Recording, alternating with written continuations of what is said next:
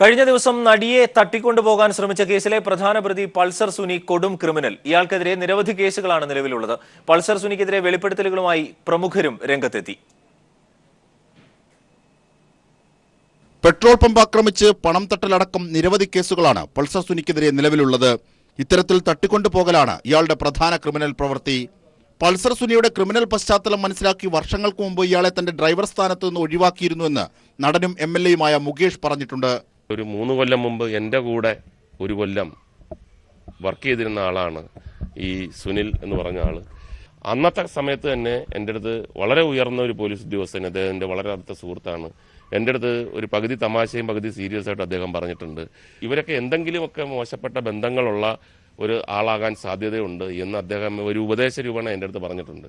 ഒരു ദിവസം ഞാൻ സുനിലിൻ്റെ അടുത്ത് പറഞ്ഞു, ഇങ്ങനെ ഞാൻ കുറച്ചാൾ കാണത്തില്ല, തൽക്കാലം നമുക്ക് പിന്നെ ഇതിൻ്റെ ആവശ്യമില്ല. സിദ്ദീഖ് ലാൽ എന്നെ വിളിച്ചിട്ട് പറഞ്ഞു, ഒരു മനുഷ്യൻ പോലും പറഞ്ഞില്ല ഇദ്ദേഹം ഇങ്ങനെ ഒരു സംഭവത്തിൻ്റെ അല്ലെങ്കിൽ ഇങ്ങനെ ഒരു വലിയ ക്രിമിനലാണെന്ന്. അങ്ങനെയാണെങ്കിൽ ഒരിക്കലും ഞാൻ എൻ്റെ ഫിലിം കമ്പനിയിൽ വെക്കില്ലായിരുന്നു.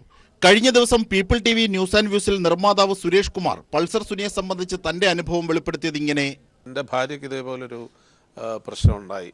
റെയിൽവേ സ്റ്റേഷനിൽ കാർ വന്നിട്ട് കാറിന് പകരം ഒരു ടെമ്പോ ട്രാവലർ വന്നു. ടെമ്പോ ട്രാവലറിൽ ഷൂട്ടിങ്ങിന് പോയതാണ് എറണാകുളത്ത് 5 കൊല്ലം മുമ്പ് ഒരു പടത്തിൻ്റെ. അപ്പം ആ ടെമ്പോ ട്രാവലിൽ കയറി ഹോട്ടലിൽ രമണ ഇൻ എന്ന് പറഞ്ഞ ഹോട്ടലിൽ പോകണമെന്ന് പറഞ്ഞ് പോയിട്ട്, അപ്പോൾ രമണ ഇന്നിൽ എത്തുന്നതിന് മുമ്പ് ഇത് ലേക്ക് ഷോർ കഴിഞ്ഞ് വീണ്ടും കറങ്ങുകയാണ്. 2-3 പ്രാവശ്യം കറങ്ങിയപ്പോൾ എന്നെ ഫോൺ ചെയ്ത് പറഞ്ഞു, വൈഫ് അയാളുടെ അടുത്ത് എന്താണ് ഇങ്ങനെ കറങ്ങുന്നതെന്ന് ചോദിച്ചു കഴിഞ്ഞപ്പോഴത്തേക്ക് ഉടനെ തന്നെ പിന്നെ വീണ്ടും കൊണ്ട് രമണ ഇന്നിൽ കൊണ്ട് വിടുകയായിരുന്നു. അപ്പോൾ അതിൻ്റെ ഏറ്റവും വലിയ കോയിൻസിഡൻസ് എന്ന് പറഞ്ഞാൽ ഇന്ന് ഇതിൻ്റെ അകത്ത് രാവിലെ ജോണി സാഗരി എന്നെ വിളിച്ചിട്ട് പറഞ്ഞു, ഈ പൾസർ സുനി എന്ന് പറഞ്ഞ ആളാണ് അന്ന് ആ വണ്ടി ഓടിച്ചിരുന്നത്, ഇന്ന് കിട്ടാനുള്ള പ്രതി. ഇന്നേ വരെ ഈ 5 കൊല്ലം മുമ്പാണ് ഞാൻ പറഞ്ഞ ഒരു റിപ്പോർട്ട് ഇതാണെന്നും പറഞ്ഞിട്ടൊരു കംപ്ലൈൻറ്റിൻ്റെ ഒരു കാര്യം പോലും കിട്ടിയില്ല എന്ന്. ഇതോടെ നിരപരാധിയായ നടിയെ തട്ടിക്കൊണ്ടുപോയി ആക്രമിക്കാൻ ശ്രമിച്ച സംഭവം പൾസർ സുനിയുടെ ക്രിമിനൽ ആസൂത്രണം തന്നെയെന്ന് ബോധ്യമാകുന്നു. News desk people TV news. കൊച്ചിയിൽ നടിക്കെതിരെ ആക്രമണം നടത്തിയ കേസിലെ മുഴുവൻ പ്രതികളെയും തിരിച്ചറിഞ്ഞതായി പോലീസ്. ഇവരിൽ പിടികൂടിയ 3 പേരും കൊടും കുറ്റവാളികളാണ്. മുഖ്യപ്രതി പൾസർ സുനിയെ കൂടാതെ ഇന്ന് കൊട്ടേഷൻ സംഘാംഗങ്ങളായ വടിവാൾ സലീം, പ്രദീപ് എന്നിവരും പിടിയിലായി. കോയമ്പത്തൂരിൽ നിന്നാണ് പ്രതികൾ അറസ്റ്റിലായത്. വിവരങ്ങളുമായി KM ഉമേഷ് ഞങ്ങളുടെ പ്രതിനിധി ചേരുന്നു. ഉമേഷ്, 7 പേരാണ് ഈ സംഘത്തിലുള്ളത് എന്നാണ് പോലീസ് പ്രധാനമായും സംശയിക്കുന്നത്. മറ്റൊന്ന്, പൾസർ സുനിയിലേക്കാണ് അന്വേഷണം പ്രധാനമായും കേന്ദ്രീകരിച്ചിട്ടുമുള്ളത്. എന്താണ് പോലീസ് നൽകുന്ന ഏറ്റവും പുതിയ സൂചന? അവിടെ നിന്ന് ലഭിക്കുന്ന വിവരങ്ങൾ? അരുൺ, പൾസർ സുനിയെ തന്നെയാണ് പ്രധാനമായും പോലീസിന് കണ്ടെത്തേണ്ടത്. നിലവിൽ ഒരാളുടെ അറസ്റ്റ് രേഖപ്പെടുത്തിയിരിക്കുന്നു, 2 പേരെ പോലീസ് കസ്റ്റഡിയിലുണ്ട്. മുഴുവൻ പേരെയും പോലീസ് തിരിച്ചറിഞ്ഞിരിക്കുന്നു എന്നുള്ളത് തന്നെയാണ് ഏറ്റവും പ്രധാനപ്പെട്ട വസ്തുത. ഇവരുടെ അറസ്റ്റ് ഇപ്പോൾ നിലവിൽ കസ്റ്റഡിയിലുള്ളവരുടെ അറസ്റ്റ് ഇന്ന് വൈകുന്നേരത്തോടെ രേഖപ്പെടുത്തും. ഇവർ വടിവാൾ സലീമും പ്രദീപുമാണ് എന്നുള്ള കാര്യം വ്യക്തമായിട്ടുണ്ട്. എന്നാൽ പോലീസ് ഇത് ഔദ്യോഗികമായി പുറത്തുവിട്ടിട്ടില്ല. ഇവരുടെ പേരുവിവരങ്ങൾ പുറത്തുവിട്ടിട്ടില്ല. മറ്റ് വിജീഷ്, മണികണ്ഠൻ തുടങ്ങിയവരാണ് മറ്റ് പ്രതികൾ എന്നുള്ള കാര്യവും പോലീസ് ഏതാണ്ട് സ്ഥിരീകരിച്ചിട്ടുണ്ട്. എന്നാൽ ഇതൊന്നും തന്നെ ഔദ്യോഗികമായി പുറത്തുവിട്ടിട്ടില്ല. മുഴുവൻ പേരെയും പോലീസ് തിരിച്ചറിഞ്ഞിരിക്കുന്നു. ഇവരുടെ ഉടൻ തന്നെ വലയിലാകുമെന്നുള്ള സൂചന തന്നെയാണ് ഉള്ളത്. ഏറ്റവും പ്രധാനമായി ഇനി കണ്ടെത്തേണ്ടത് മുഖ്യപ്രതി സുനിലിനെയാണ് കണ്ടെത്തേണ്ടതുള്ളത്. KM ഉമേഷാണ് വിവരങ്ങൾ നൽകിയത് കൊച്ചിയിൽ നിന്ന്. കഴിഞ്ഞ ദിവസം നടിയെ തട്ടിക്കൊണ്ടുപോകാൻ ശ്രമിച്ച കേസിലെ പ്രധാന പ്രതി പൾസർ സുനി കൊടും ക്രിമിനലാണ്. ഇയാൾക്കെതിരെ നിരവധി കേസുകളാണ് നിലവിലുള്ളത്. പൾസർ സുനിക്കെതിരെ വെളിപ്പെടുത്തലുമായി പ്രമുഖരും രംഗത്തെത്തി.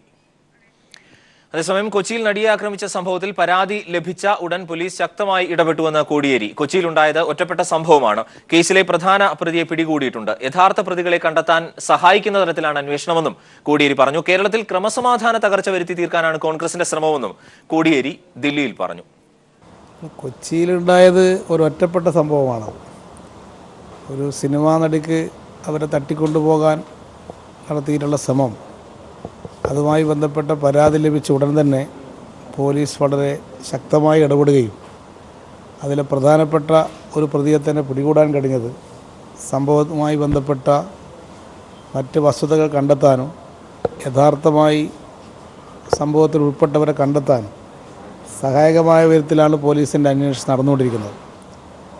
ഈ ഒറ്റപ്പെട്ടൊരു സംഭവത്തെ അടിസ്ഥാനമാക്കി ക്രമസമാധാന തകർച്ച എന്ന് പ്രചരിപ്പിക്കുന്ന UDF അവരുടെ കഴിഞ്ഞ 5 വർഷക്കാലത്തെ ഭരണവുമായി തട്ടിച്ചു നോക്കുമ്പോൾ കേരളത്തിൽ ഭദ്രമായൊരു ക്രമസമാധാനമാണ് ഉള്ളത് എന്ന കാര്യം അവർക്ക് തന്നെ മനസ്സിലാക്കാൻ കഴിയും.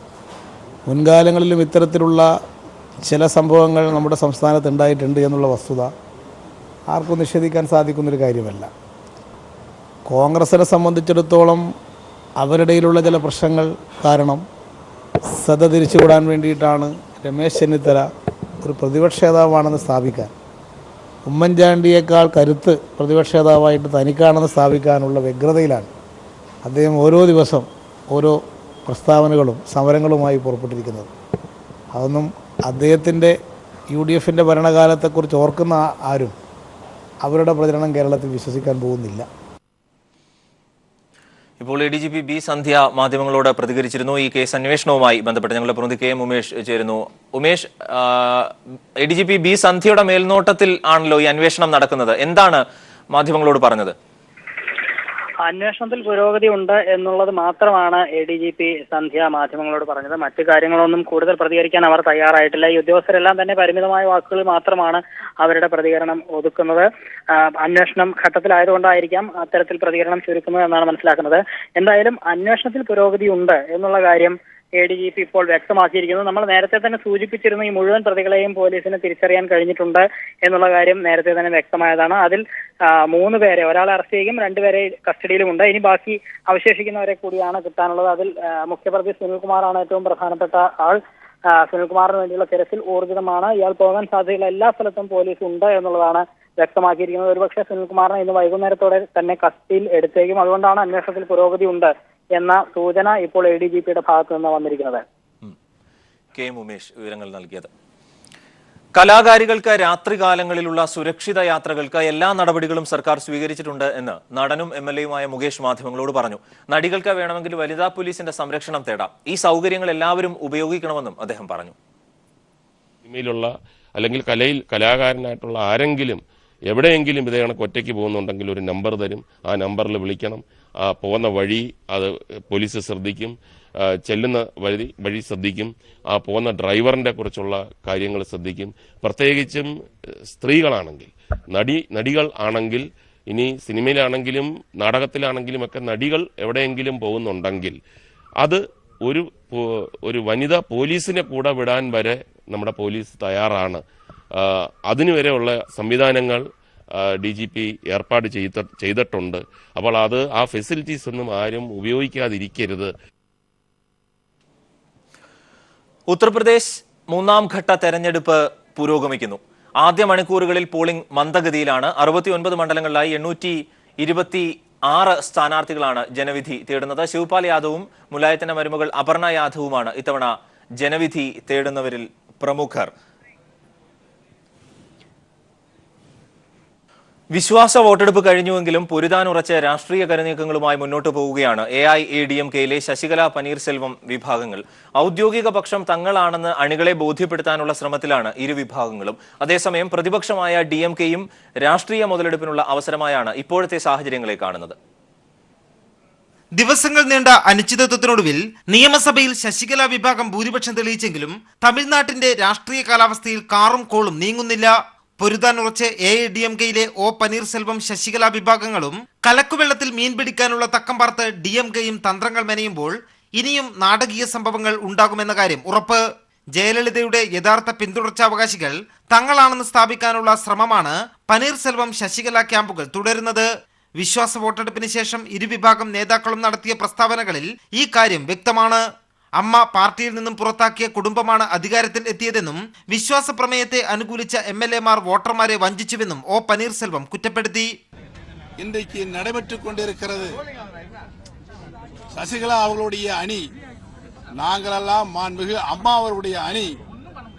மாண்புமிகு அம்மாவுடைய அணி எதிர்காலத்தில் மக்களுடைய ஆதரவை பெற்று மகத்தான வெற்றி பெறும். அதுவரை தர்மம் நிலைத்து நிற்பதற்கு சிறு கால அவகாசம் ஏற்படும். ஆகவே അമ്മയുടെ യഥാർത്ഥ അനുയായികൾ ആരാണെന്ന് വിശ്വാസ വോട്ടെടുപ്പിലൂടെ തെളിഞ്ഞെന്നായിരുന്നു മുഖ്യമന്ത്രി പളനിസ്വാമിയുടെ പ്രതികരണം. DMKയുമായി ഒത്തുകളിച്ച പനീർസെൽവമാണ് വഞ്ചന കാട്ടിയതെന്നും പളനിസ്വാമി കുറ്റപ്പെടുത്തി. எந்த அளவுக்கு திராவிட முன்னேற்ற கழக கட்சியை சேர்ந்த தலைவர், துணை எவ்வளவு அராஜகத்தில் ஈடுபட்டார்கள் என்பதையெல்லாம் இன்றைக்கு உங்களுக்கு அத்தனை பேருக்கும் தெரியும். நான் சொல்லி தெரிய வேண்டிய അവசிയമില്ല. വിശ്വാസ വോട്ടെടുപ്പ് നടപടികൾ നിയമപരമായി ചോദ്യം ചെയ്യുന്നതോടൊപ്പം കയ്യേറ്റം ചെയ്തെന്ന വികാരം ഇളക്കിവിട്ട് അണികളെ പ്രതിഷേധവുമായി തെരുവിലിറക്കാനാണ് DMK വർക്കിംഗ് പ്രസിഡന്റ് MK സ്റ്റാലിന്റെ നീക്കം. വിശ്വാസ വോട്ടെടുപ്പിൽ വിജയിച്ച ശശികല ക്യാമ്പ് ഇനി പാർട്ടി ഘടകങ്ങളെയും അണികളെയും ഒപ്പം നിർത്തുന്നതിൽ ശ്രദ്ധ കേന്ദ്രീകരിക്കും. തന്ത്രപരമായ നീക്കങ്ങളിലൂടെ ഭരണവും പാർട്ടി നേതൃത്വവും പിടിച്ചെടുക്കുക എന്ന ലക്ഷ്യം നേടുന്നതിൽ ശശികല വിജയിച്ചിരിക്കുന്നു. പാർട്ടി അണികളെ ഒപ്പം നിർത്തുക എന്ന കടമ്പ മറികടക്കണമെങ്കിൽ ഇനി ശശികല ക്യാമ്പ് ഏറെ വിയർപ്പൊഴുക്കേണ്ടി വരും. ക്യാമറമാൻ ശൈലേഷ് കല്ലായിക്കൊപ്പം M Santhosh. CPM polit bureau യോഗം ദില്ലിയിൽ തുടങ്ങി. കൊൽക്കത്ത പ്ലീന തീരുമാനങ്ങൾ നടപ്പാക്കുന്നതിന്റെ പുരോഗതി യോഗം വിലയിരുത്തും. ഉത്തർപ്രദേശ് അടക്കം 5 സംസ്ഥാനങ്ങളിലെ നിയമസഭാ തെരഞ്ഞെടുപ്പ് ഉൾപ്പെടെയുള്ള രാഷ്ട്രീയ സാഹചര്യങ്ങളും യോഗം വിലയിരുത്തും. കേന്ദ്ര ബജറ്റ്, കാർഷിക പ്രതിസന്ധി തുടങ്ങിയ വിഷയങ്ങളിലും യോഗത്തിൽ ചർച്ച ചെയ്യും.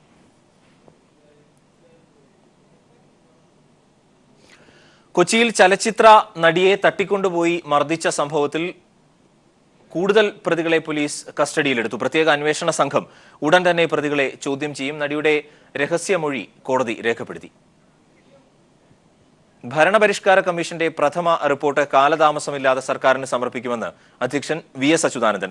പൊതുജനങ്ങളിൽ നിന്നും വ്യത്യസ്ത മേഖലകളിലെ വിദഗ്ധരിൽ നിന്നും അഭിപ്രായങ്ങൾ സമാഹരിച്ചായിരിക്കും റിപ്പോർട്ട് തയ്യാറാക്കുക.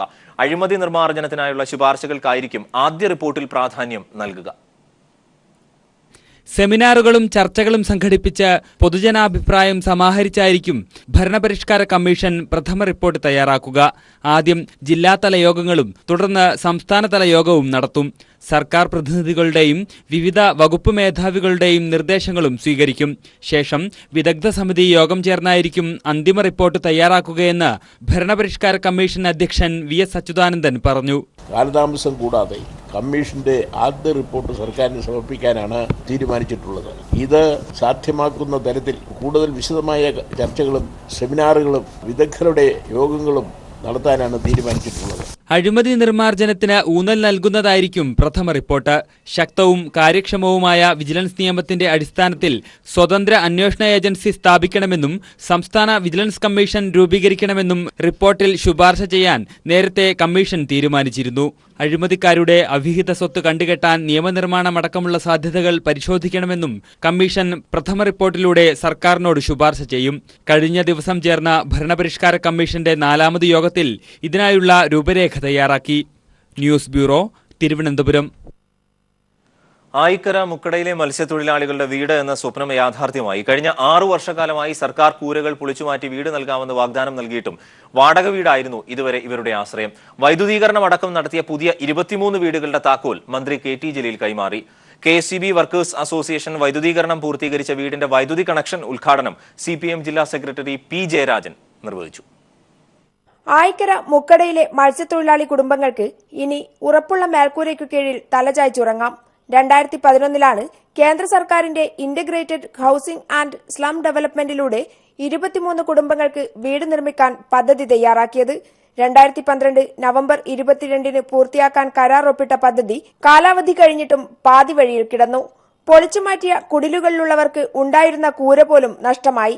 കണ്ണൂർ കോർപ്പറേഷൻ ഭരണസമിതിയുടെ ഊർജിത ശ്രമഫലമായി നിലവിലുള്ള എസ്റ്റിമേറ്റിന് പുറമെ കക്കൂസ്, കുളിമുറി, വയറിംഗ് അടക്കം 6 മാസത്തിനകം പണി പൂർത്തിയാക്കുകയായിരുന്നു. വീട് സ്വപ്നം മാത്രമായിരുന്നവർ ഇന്ന് സാക്ഷാത്കാരത്തിന്റെ നിറവിലാണ്. നല്ല വീടല്ലേ, നല്ല അടിപൊളി വീടല്ലേ, സന്തോഷം തരും. 7ാമത്തെ കൊല്ലത്തിൽ വീട് കിട്ടിയില് അൽഹംദുലില്ലാ, കുഴപ്പമൊന്നുമില്ല, നല്ല സന്തോഷം തന്നെ. പക്ഷെ നമുക്ക് കുറെ മക്കളും ഇതെല്ലാം ഉള്ളതാണ്. അതുകൊണ്ട് നമുക്ക് മേലെടുക്കാനും കൂടിയുള്ള സംവിധാനം നമുക്ക് ചെയ്തു തരണം. KSCB workers association Kannur division കമ്മിറ്റിയുടെ ശ്രമഫലമായാണ് വൈദ്യുതീകരണം പൂർത്തിയാക്കിയത്. മന്ത്രി KT ജലീൽ താക്കോൽ ഉടമകൾക്ക് കൈമാറി. എല്ലാവരെയും യാതൊരു തരത്തിലുള്ള വ്യത്യാസവും അന്യായവും ഇല്ലാതെ ഉൾപ്പെടുത്തണമെന്നുള്ളതാണ് ഗവൺമെന്റിന്റെ ലക്ഷ്യം. വരുന്ന 4-4.5 വർഷത്തിനുള്ളിൽ കേരളത്തിലെ മുഴുവൻ ഭവനരഹിതർക്കും വീടുണ്ടാക്കി കൊടുക്കുവാനുള്ള വലിയ ശ്രമത്തിന് ഈ സംസ്ഥാനത്ത് തുടക്കം കുറിച്ചിരിക്കുകയാണ്. News bureau, Kannur. NGO union 44ാമത് ഇടുക്കി ജില്ലാ സമ്മേളനത്തിന് തൊടുപുഴയിൽ തുടക്കമായി. ഇന്നലെ നടന്ന പ്രതിനിധി സമ്മേളനം A സമ്പത്ത് MP ഉദ്ഘാടനം ചെയ്തു. പുതിയ ഭാരവാഹികളെ സമ്മേളനം തെരഞ്ഞെടുത്തു. എസ് സുനിൽകുമാറിനെ സെക്രട്ടറിയായും കെ പ്രസുഭ കുമാറിനെ പ്രസിഡന്റായും തെരഞ്ഞെടുത്തു. CS മഹേഷ്, MA സുരേഷ് എന്നിവരെ ജോയിന്റ് സെക്രട്ടറിമാരായും നീന ഭാസ്കരൻ, CP ബാബു എന്നിവരെ വൈസ് പ്രസിഡന്റായും സമ്മേളനം തെരഞ്ഞെടുത്തു. ഇന്ന് ഉച്ചയ്ക്ക് നടക്കുന്ന സുഹൃത്ത് സമ്മേളനം ഇടുക്കി MP ജോയ്സ് ജോർജ് ഉദ്ഘാടനം ചെയ്യും. 20-ന് നടക്കുന്ന സമാപന സമ്മേളനം വൈദ്യുതി മന്ത്രി MM മണി ഉദ്ഘാടനം ചെയ്യും. സ്വാഗത സംഘം ചെയർപേഴ്സൺ KP മേരി അധ്യക്ഷയായിരിക്കും. രമേശ് ചെന്നിത്തലയുടെ മണ്ഡലത്തിൽ കഴിഞ്ഞ 5 വർഷക്കാലമുണ്ടായ കൊലപാതകങ്ങളുടെ പ്രതികളെ കണ്ടെത്താൻ പോലും മിനക്കെടാതെ ഇടതു സർക്കാരിനെതിരെ മുൻ ആഭ്യന്തരമന്ത്രി നടത്തിയ ഉപവാസ സമരം രാഷ്ട്രീയ നാടകമാണ് എന്ന് ഇടതുപക്ഷം. പട്ടാപ്പകൽ ഹരിപ്പാട് വീട്ടമ്മ കൊല്ലപ്പെട്ട കേസിൽ പോലും മുൻ ആഭ്യന്തരമന്ത്രി രാഷ്ട്രീയ നേട്ടം ഉണ്ടാക്കാനാണ് ശ്രമിച്ചത് എന്നും ആക്ഷേപം ഉയരുന്നു. കഴിഞ്ഞ 5 വർഷക്കാലം രമേശ് ചെന്നിത്തല പ്രതിനിധീകരിക്കുന്ന ഹരിപ്പാട് മണ്ഡലത്തിൽ മാത്രം നടന്ന കൊലപാതകങ്ങളും കൊട്ടേഷൻ മാഫിയ ആക്രമണങ്ങളും പരിശോധിച്ചാൽ ചെന്നിത്തലയുടെ രാഷ്ട്രീയ കാപട്യം വെളിവാകുമെന്ന് CPIM ജില്ലാ സെക്രട്ടറി സജി ചെറിയാൻ പറഞ്ഞു. സ്ത്രീ സുരക്ഷയെക്കുറിച്ച് വ്യാകുലപ്പെടുന്ന രമേശ് ചെന്നിത്തല ആഭ്യന്തരമന്ത്രിയായിരിക്കുമ്പോഴാണ് 2013 ഓഗസ്റ്റ് 13-ന് പട്ടാപ്പകൽ നങ്ങ്യാർകുളങ്ങരയിൽ ജലജാസുരൻ എന്ന വീട്ടമ്മ സ്വന്തം വീട്ടിൽ കൊല ചെയ്യപ്പെട്ടത്. പ്രതികളെ പിടികൂടുന്നതിന് പകരം ആഭ്യന്തര വകുപ്പ് മന്ത്രി തന്നെ നേരിട്ട് പ്രതികളെ സഹായിക്കുകയായിരുന്നു എന്നാണ് വീട്ടുകാരുടെ ആക്ഷേപം. കൂടാതെ NGO അസോസിയേഷൻ നേതാവായിരുന്ന വിജയകുമാറിൻ്റെ കൊലപാതകവും പള്ളിപ്പാട് CPI പ്രവർത്തകൻ അനിൽകുമാർ കൊല ചെയ്യപ്പെട്ടതും ആറാട്ടുപുഴയിൽ സമീറിനെ കോൺഗ്രസ് ഗുണ്ടകൾ ആക്രമിച്ചു കൊലപ്പെടുത്തിയതും ചെന്നിത്തല ആഭ്യന്തരമന്ത്രിയായിരിക്കുമ്പോഴാണ്. ഹരിപ്പാട് മണ്ഡലത്തിൽ രാജേഷ് എന്ന ചെറുപ്പക്കാരൻ ദുരൂഹ സാഹചര്യത്തിൽ കാണാതായിട്ട് ഇതുവരെ ഒരു തുമ്പം ലഭിച്ചിട്ടില്ല. ഇത്തരത്തിൽ കൊലപാതകങ്ങളും ഗുണ്ട ആക്രമണങ്ങളും കഴിഞ്ഞ 5 വർഷക്കാലം നടന്നതും രമേശ് ചെന്നിത്തലയുടെ സ്വന്തം മണ്ഡലമായിട്ടുള്ള ഹരിപ്പാട് തന്നെയാണ്. പോലീസിൽ ജോലി വാഗ്ദാനം ചെയ്ത് നിരവധി യുവാക്കളിൽ നിന്നും കോടികൾ തട്ടിയ പോലീസ് നിയമന തട്ടിപ്പ് നടന്നതും ആഭ്യന്തര വകുപ്പ് മന്ത്രിയുടെ ഓഫീസ് കേന്ദ്രീകരിച്ചാണെന്ന് പ്രതികൾ തന്നെ കോടതിയിൽ സമ്മതിച്ചിട്ടുണ്ട്. ഈ സാഹചര്യത്തിൽ സർക്കാരിനെതിരെ രമേശ് ചെന്നിത്തല നടത്തുന്ന ഉപവാസത്തെക്കുറിച്ച് പരിഹാസത്തോടെയാണ് അമ്പലപ്പുഴ MLAയും പൊതുമരാമത്ത് വകുപ്പ് മന്ത്രിയുമായ G സുധാകരൻ പ്രതികരിച്ചത്. അതുകൊണ്ട് സമാധാനമായിട്ട് നമ്മുടെ പ്രിയ സുഹൃത്ത് ഐശ്വര്യമുള്ള മുഖം അദ്ദേഹം വളരെ എന്താ പറയുന്നത് സമാധാനമായിട്ട് ഉപവാസം അനുഷ്ഠിക്കുക. Shajahan, news bureau, Alappuzha. Kanjirappuzha canal ബണ്ടിന്റെ തകർച്ച പാലക്കാട് ജില്ലയുടെ കൂടുതൽ പ്രദേശങ്ങളിൽ കുടിവെള്ള പ്രശ്നം സൃഷ്ടിക്കും. ബണ്ട് തകർന്നതിനെക്കുറിച്ച് വകുപ്പുതല അന്വേഷണം വേണമെന്ന് DYFI തടസ്സപ്പെട്ട ജലവിതരണം പുനഃസ്ഥാപിക്കാൻ 2 ആഴ്ചയെങ്കിലും എടുക്കുമെന്ന് ജലസേചന വകുപ്പ് അറിയിച്ചു. കാഞ്ഞിരപ്പുഴ, തച്ചമ്പാറ, കാരാകുറിശി പഞ്ചായത്തുകളിലേക്കുള്ള ജലവിതരണം പൂർണ്ണമായും മുടങ്ങിയതോടെ ജനങ്ങൾ വലിയ ആശങ്കയിലാണ്. വേനൽ കടുത്തതോടെ കുടിവെള്ള സ്രോതസ്സുകൾ വറ്റിവരണ്ടു. വലതുകര കനാൽ ബണ്ടിന്റെ തകർച്ച പാലക്കാട് ജില്ലയിലെ മറ്റ് 13 പഞ്ചായത്തുകളെയും വരും ദിവസങ്ങളിൽ ബാധിക്കും. മണ്ണാർക്കാട് താലൂക്കിൽ മൊത്തം വരൾച്ച സംഭവിക്കുന്നുള്ളത് ഉറപ്പാണ്. നിലവിൽ 4-5 പഞ്ചായത്തിൽ നല്ല വരൾച്ച സംഭവിക്കും. പിന്നെയല്ല, നിലവിൽ നമ്മുടെ ജില്ലയിൽ തന്നെ 15 പഞ്ചായത്തിലേക്ക് ഉപയോഗിക്കുന്ന വെള്ളമാണത്. ആ വെള്ളം കംപ്ലീറ്റ് തടസ്സപ്പെടുത്തിയിരിക്കുകയാണ് ഇപ്പോൾ. കൃത്യസമയങ്ങളിൽ അറ്റകുറ്റപ്പണി നടത്താത്തതും ഉദ്യോഗസ്ഥരുടെ അലംഭാവവും വലിയ തോതിൽ വെള്ളം നഷ്ടപ്പെടാൻ കാരണമായി. CPIയും DYFI സംഘടനകൾ ഇതിനെതിരെ പ്രതിഷേധവുമായി രംഗത്ത് വന്നിട്ടുണ്ട്.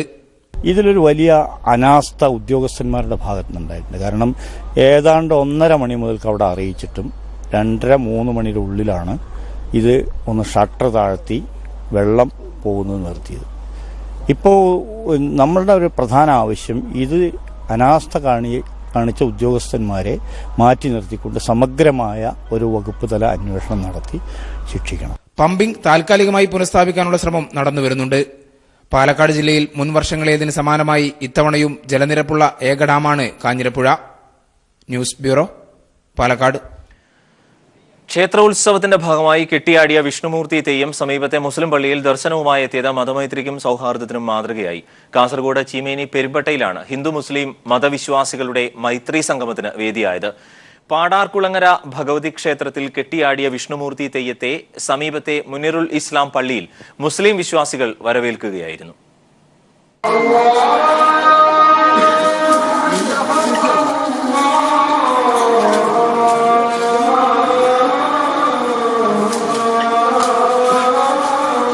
മതത്തിന്റെ പേരിൽ ജനങ്ങളെ തമ്മിലടിപ്പിക്കുന്നവരുടെ കണ്ണു തുറപ്പിക്കുന്നതാണ് കാസർഗോഡ് ചീമേനി പെരുമ്പട്ടയിൽ ഹിന്ദു മുസ്ലിം മതവിശ്വാസികൾ കാഴ്ചവെച്ച സൗഹാർദ്ദത്തിന്റെയും മൈത്രിയുടെയും മാതൃക.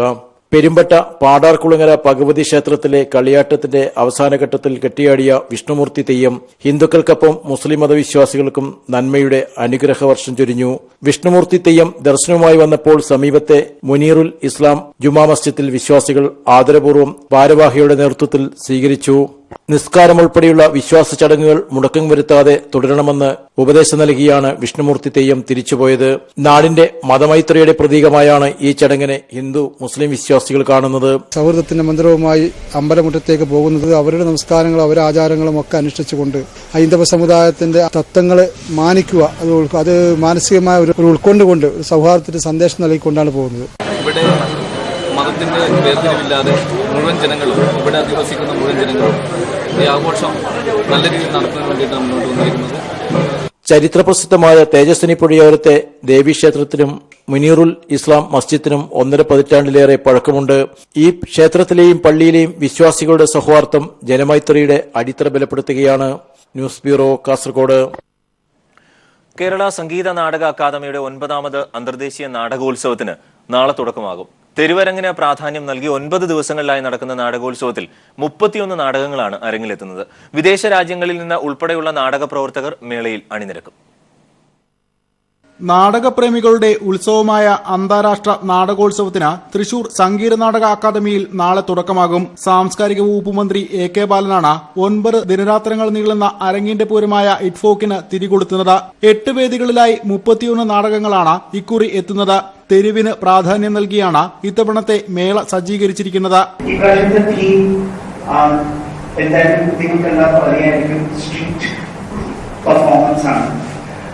At the same time, larger thematics in the variousness of spaces and variousness of forms. Serbia, France, Italy, US, Iran, Bulgaria തുടങ്ങിയ രാഷ്ട്രങ്ങളിൽ നിന്നുള്ള ഗ്രൂപ്പുകളും ഇറ്റ്ഫോക്കിന്റെ ഭാഗമാകും. 7 മലയാള നാടകങ്ങളും 15 രാജ്യാന്തര നാടകങ്ങളും 8 ദേശീയ നാടകങ്ങളും അരങ്ങിലെത്തും. നാടകവുമായി ബന്ധപ്പെട്ട സെമിനാറുകൾ, വർക്ക്ഷോപ്പുകൾ എന്നിവയും ഒരുക്കിയിട്ടുണ്ട്. News bureau, Thrissur. വരകളിലൂടെ OV വിജയന്റെ ഖസാക്കിന്റെ ഇതിഹാസം പുനർവായിക്കുകയാണ് ചിത്രകാരൻ സലീം ബാബു. കൊല്ലം ആർട്ട് കഫേയിൽ മൈൻഡ്സ്കേപ്സ് ഓഫ് എ റീഡർ എന്ന പേരിലാണ് സലീം ബാബുവിന്റെ ചിത്രപ്രദർശനം ഒരുക്കിയിട്ടുള്ളത്.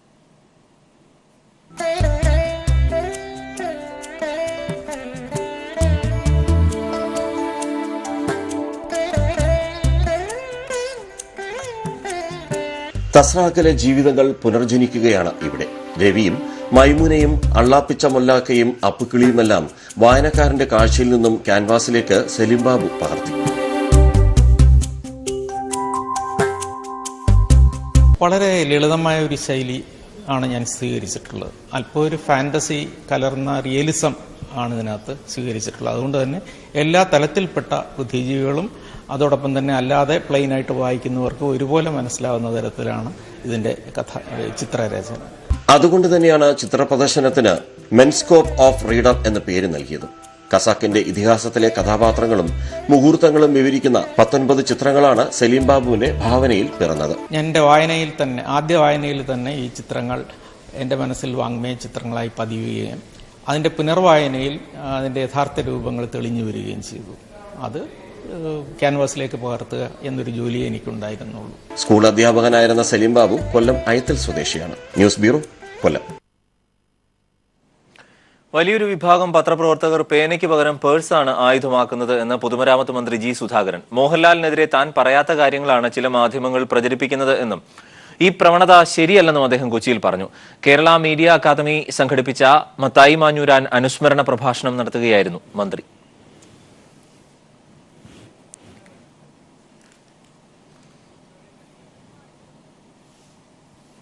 മർത്തോമ സഭ വലിയ മെത്രോപൊലിത്ത ഫിലിപ്പോസ് മാർ ക്രിസോസ്റ്റത്തിന്റെ 100ാം പിറന്നാൾ ആഘോഷം നടന്നു. കൺവെൻഷൻ നഗറിൽ 10,000-കണക്കിന് വിശ്വാസികളോടൊപ്പമായിരുന്നു ആഘോഷം. തന്റെ പ്രിയപ്പെട്ട കുട്ടികൾക്ക് കേക്ക് മുറിച്ചു നൽകിയാണ് തിരുമേനി തന്റെ 100ാം പിറന്നാൾ അവിസ്മരണീയമാക്കിയത്. ബിഷപ്പുമാരുടെയും തിരുമേനിമാരുടെയും ആശംസാ പ്രസംഗത്തോടെയും പ്രാർത്ഥനയോടെയുമായിരുന്നു ഫിലിപ്പോസ് മാർ ക്രിസോസ്റ്റം വലിയ മെത്രാപ്പൊലീത്തയുടെ 100ാം പിറന്നാൾ ആഘോഷത്തിന് തുടക്കമായത്. ക്രിസോസ്റ്റം തിരുമേനിയുടെ നന്മയും അദ്ദേഹത്തോടൊപ്പം ഉണ്ടായിരുന്ന നിമിഷങ്ങളെപ്പറ്റിയുമൊക്കെ ബിഷപ്പുമാർ പങ്കുവച്ചു. കുട്ടികളുടെ കൂട്ടുകാരനായ ക്രിസോസ്റ്റം കേക്ക് മുറിച്ച് കുട്ടികൾക്ക് നൽകിയാണ് ആഘോഷ പരിപാടിയിൽ പങ്കെടുത്തത്.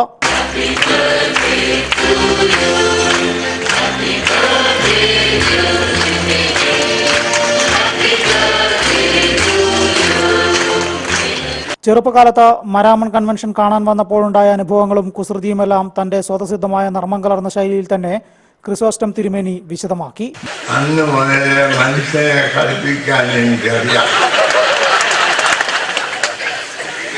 മണത്തെറി എറിയാൻ മാത്രമല്ല സ്തോത്രവാഴ്ച എടുക്കാനും എനിക്കറിയാം. ക്യാൻസർ രോഗം പിടിപെട്ടപ്പോൾ രോഗത്തെ ഭയക്കാതെ അതിനെ ചെറുത്തു തോൽപ്പിച്ചതും അദ്ദേഹം പറയുകയുണ്ടായി. തന്റെ ജീവിതത്തിലെ ഓരോ കാര്യങ്ങളും ഒരു സന്ദേശം പോലെ വിശ്വാസികൾക്ക് പറഞ്ഞുകൊടുത്താണ് ക്രിസോസ്റ്റം വലിയ മെത്രാപ്പൊലീത്ത തന്റെ പ്രസംഗം അവസാനിപ്പിച്ചത്. നിരവധി വിശിഷ്ട വ്യക്തികൾ പരിപാടിയിൽ സംബന്ധിച്ചിരുന്നു. മാരാമണിൽ നിന്നും ബിജേഷ് നടുവിൽ. പക്ഷിപ്പനി നഷ്ടപരിഹാര തുക വിതരണം 21-ന് തുടങ്ങും. കോട്ടയം, ആലപ്പുഴ ജില്ലകളിൽ 7.5 ലക്ഷം താറാവുകളെയാണ് കൊന്നൊടുക്കിയത്. 2 ജില്ലകളിലായി 138 കർഷകർക്ക് 11.94 കോടി രൂപയാണ് നഷ്ടപരിഹാരമായി നൽകുക. പക്ഷിപ്പനിയെ തുടർന്ന് കോട്ടയം, ആലപ്പുഴ ജില്ലകളിൽ കഴിഞ്ഞ ഒക്ടോബർ, നവംബർ മാസങ്ങളിൽ 7.5 ലക്ഷം താറാവുകളെയാണ് കൊന്നൊടുക്കിയത്. 2 ജില്ലകളിലായി 138 കർഷകർക്ക് 11.94 കോടി രൂപയാണ് നഷ്ടപരിഹാരമായി സർക്കാർ അനുവദിച്ചത്. കൊന്നൊടുക്കിയ 2 മാസത്തിൽ കൂടുതൽ പ്രായമുള്ള താറാവുകൾക്ക് 200 രൂപയും അതിൽ താഴെ പ്രായമുള്ള താറാവുകൾക്ക് 100 രൂപയുമാണ് നൽകുക. നശിപ്പിച്ച മുട്ടകൾക്ക് 5 രൂപ വീതം നൽകും. ബാങ്ക് അക്കൗണ്ട് വഴിയാണ് പണം കൈമാറുക. കോട്ടയം ജില്ലയിലെ പടിഞ്ഞാറൻ മേഖലയിലെ 7 പഞ്ചായത്തുകളിൽ പക്ഷിപ്പനി പൊട്ടിപ്പുറപ്പെട്ടിരുന്നു.